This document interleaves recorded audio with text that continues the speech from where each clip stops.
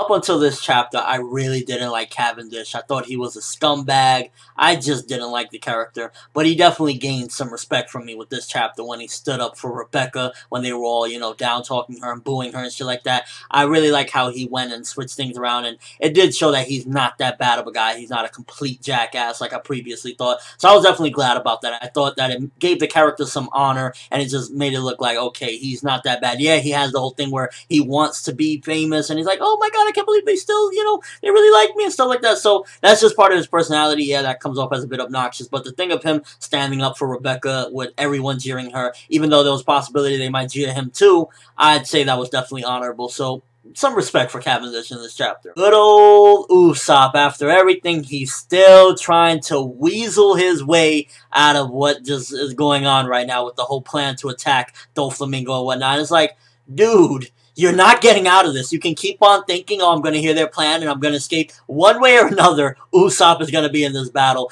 And, I mean, it's funny, but at the same time, I really hope we eventually get past the fact that Usopp is, like, you know, terrified and stuff like that. I don't think he's going to run. If he does run, then that's definitely going to be, like, steps backward in his character. But, like, I think it's just more Oda's playing it up for comedy, but at the end of the day, like he always does usually, Usopp will come out and, you know, pretty much stand up for the gnomes and help out and whatnot. But I definitely say that I'm hoping that he will not in any which way just dip out on them. I don't even think he'll have the opportunity to anyway. But it was, I guess, played up for laughs. But to be honest with you, it just makes it feel like steps backwards when Usopp starts to coward talk and stuff like that. Because I feel like in the time skip, you know, Usopp got muscle. He's ready to go in. And it's like, when he's talking about, man, I gotta get out of here. It's like, yeah, I understand it's a scary situation, but you got your crew there, you know, you got your people starting to rally up and whatnot. It's time to go in. These people are definitely some strong people because we find out in this chapter that it only took 3 of them, the 3 strongest from the Don Quixote, to pretty much come and conquer Dressrosa. I believe we already found out who 2 out of 3 of them are. I don't recall if we found out who Pika is yet, but we definitely found out who Treble. I believe Treble was the guy that turned into, like, the gluey thing, if I'm correct, and Diamante was the other guy, I think, with the scars coming down right here, if I'm correct. Maybe it's vice versa, but if we don't know who Pika is, which I'm pretty sure we don't, I checked up, but I couldn't find anything, then I'd imagine maybe Pika is the guy that has the power to turn people into toys or something, I'm guessing. The other 2 we already know of their powers more or less. The other guy, like, turns into a liquid.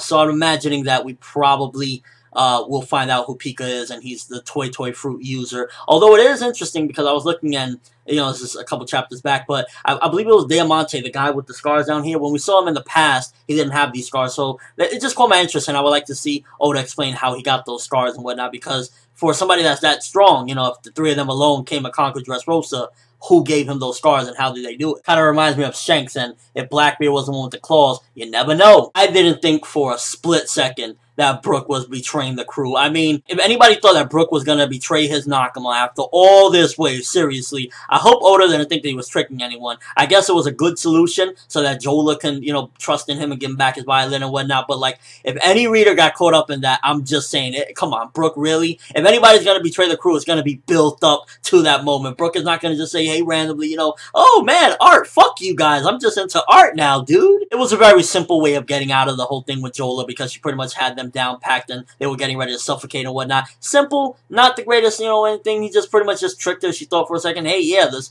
crazy skeleton is going to join me. But definitely the meat and the most important thing of the chapter is towards the end when Doflamingo is talking to Law and telling him the story and the history from 800 years ago. But before we get into that, what the fuck, Oda? Really? Like, we got here and there little screens of them fighting, but why didn't you just give us straight through? I wanted to see how Law was defeated. I understand, you know, it's Law against an Admiral and Doflamingo, but come on, man. That's one of the things about shonen manga in general that they tend to do recently, is that they like to do the fights off screen, and, you know, you got a panel here or there, but you really don't get the full extent of the fight. And this was something that is Doflamingo, Fujitora, Trafalgar Law. Like, I wanted to see the full fight, the extent of it, so I was definitely disappointed about that in this chapter. That was one complaint that I have about it, is that the fight is pretty much, you know, seemingly over. Law is just there defeated. He couldn't take them on. And it's like, why couldn't we at least see what happened? Because at the end of the day, Law ain't going to go down without a fight, so I'm sure he pulled every trick out in the book that he could. But then again, who knows? Maybe the fight ain't even over. Maybe Law is trying to stall for time, and Doflamingo is giving him the time that he needs. So from my understanding, there was 20 families originally, and they conquered the world and whatnot. There was 20 of them, and pretty much one of them was the Alabasta Kingdom family, which it makes sense that they're the ones that didn't go to where the world world government ultimately became. You know, that's the area where all those families are currently residing, and, you know, the ancestors, the descendants of them and whatnot. So automatically, okay, I really like that Oda made sure that, okay, it ties back to that was the one kingdom, the one family that was actually decent, you know, back in Alabasta, Vivi, her father, they were all actually good people, and I like that Oda tied that in. That was really nicely done. And I like how it also adds up that, yeah, maybe they were some badasses back in the day, you know, 800 years ago,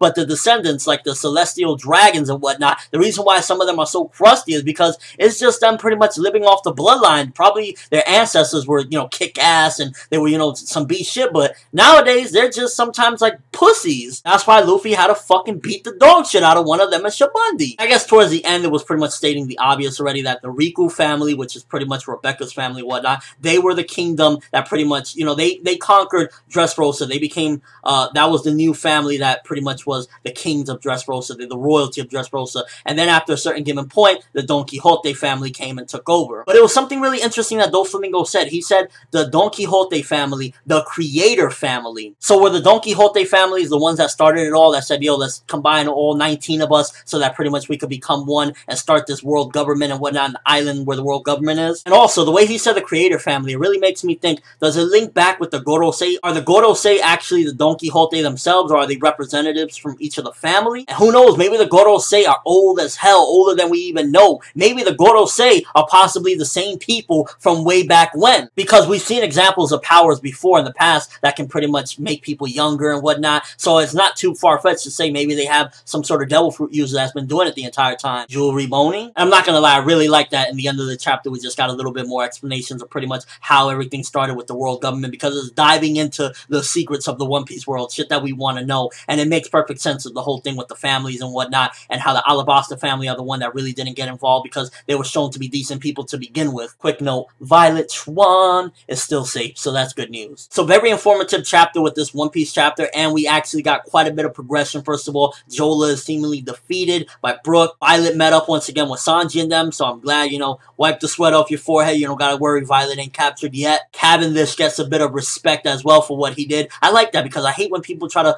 bully a weak and defenseless woman. Well, she's not a weak and defenseless woman, but when you have an entire crowd and all these people just coming at her, booing and jeering her, it's like, good shit, Cavendish. And the best part of all, the explanation that Doflamingo was giving in the end about the 20 families and how it all started, it was just really informative, and I love stuff like that. Because I think we can all agree one of the best things about One Piece is all this mystery and all this rich history that we know nothing of, and getting little glimpses and a little eye into it is very big shit. And although Oda did skip the fight, which I'm pissed off about that, straight up, that shit pisses me off. Like, don't skip amazing fight. Is nonetheless progression as well. As the fight is seemingly over, they got him down to the ground. Although I thought Fujitora left the battle, but I guess Oda just a couple chapters ago decided not to draw him in the fight. So all in all, this chapter of One Piece, very good chapter. It gave a lot of information and it just progressed a lot of things. I'm giving this one 8.5 out of 10. Very good stuff. Let me know what you think. First of all, the big question regarding the whole thing, the Don Quixote family, the creator family, do you think it has something even more of a strong connection with the Gorosei? Are the Gorosei themselves the creators and connected to the Don Quixote family? Or are they just even above and beyond all that stuff? Last but not least, what do you think about the Gorosei possibly being around since the beginning, since 800 years ago when all these families were created, and they have some sort of devil fruit user keeping them alive at the very least? Just really good shit at the end. I'm so excited about getting more rich history from One Piece. But that's all I have for you guys today. Thanks for watching. Hope you enjoyed. Thumbs up for getting some of that rich history from Doflamingo, because I like learning more about the One Piece universe, and stuff like this is really interesting and entertaining. I'm ForneverWorld, and as always, people, have an awesome day.